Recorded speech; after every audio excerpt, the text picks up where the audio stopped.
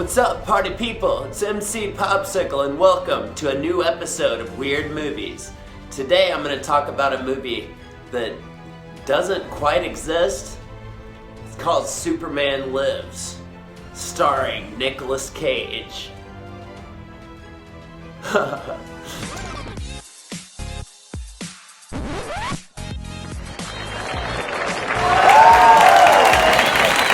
What's up, party people? MC Popsicle here. So, a lot of people have been wondering why I have a beard all of a sudden. It's because I got a part in a new movie called Cover the Mirrors. It's gonna be on Amazon, and we haven't shot yet, but I had to grow a beard for it. So, I'm really, really excited.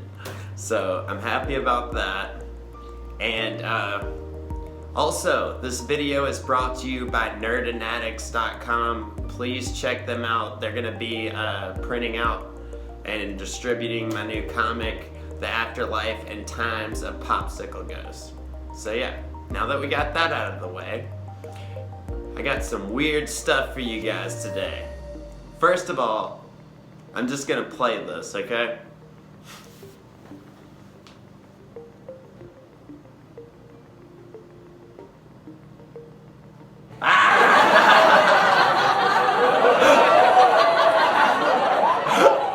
This is real, okay? So, there was going to be a Superman movie called Superman Lives. It was supposed to come out in 1998, and it was starring Nic Cage as Superman. So, there was a former hairdresser that became a producer on the Batman movie. And they didn't really use the internet back then or anything like that. So Warner Brothers accidentally lost the copyright on Superman. So this hairdresser guy somehow got the rights to Superman before Warner Brothers knew that they had lost the copyright. So he was gonna make a Superman movie. So he got Kevin Smith, the director of like Clerks and Mallrats and all those famous movies, to write him like a script. But he said to him, he said there are 3 rules. No Superman suit. He hated the normal Superman suit, so they had to make a completely different kind of suit. He can't fly. And he has to fight a giant spider at the end. Whatever. So this next part that I'm going to tell you comes from a lot of research that I did, and there are different versions of this script that a bunch of different people made. They got Tim Burton to direct it, and he kind of compiled everything. So it seems like it starts out in Metropolis. I have some concept art I'm going to show while I'm doing this. So, starts out in Metropolis. Jor-El, which is Superman's father, is sending baby Superman away to Earth because this guy named Brainiac, which was going to be played by Jim Carrey or Christopher Walken, which I think both of those would be incredible. Brainiac is like this robot Martian that was gonna have like spider legs and like a spider body but a normal head, but he would wear a cape a lot, so when he stood up straight he would look like a human. But anyway, we'll get back to that. So he was attacking Jor-El's planet, which is Superman's father, and blowing it up. So they sent Superman as a baby down to Earth. Then fast forward, Superman is Nic Cage, and he never figured out that he was Superman, so he thinks he has all these like medical problems and stuff like that because he can hear people in like China talking and stuff, and he can like, you know, jump over buildings and stuff, but he just thinks he's like sick or something, I guess. So he's trying to figure out what's wrong with him. And so he figures out that he has powers. He becomes Superman, and he falls in love with Lois Lane, working at the Daily Planet, all that kind of stuff. And he becomes Superman, and he starts, like, it shows him, like, stop a bank robbery and stuff like that. So Lex Luthor is also in this movie, which was going to be played by Kevin Spacey, which ended up, he was Lex Luthor in Superman Returns, which is the movie that was after all this kind of stuff that they ended up actually making. So Lex Luthor finds out Superman's identity, and he's gonna let the whole world know unless Superman does whatever he says.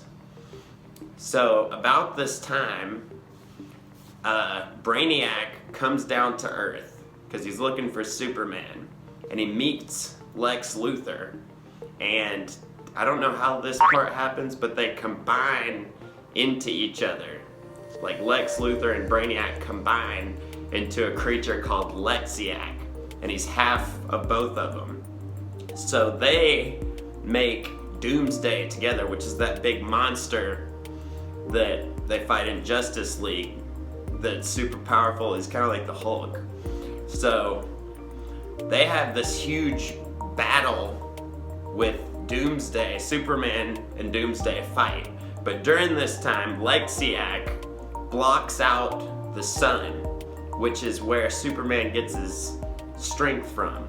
So Doomsday kills Superman, and in this version also, rewind a little bit, there's this little baby robot that kind of looks like an owl, and it's sent with Superman inside his little pod when he comes to Earth. And the little robot hangs out with Superman all the time. And that's kind of confusing that I didn't know he's a superhero if he has a robot that follows him around. But his name is K, and he grows as Superman grows, which is weird.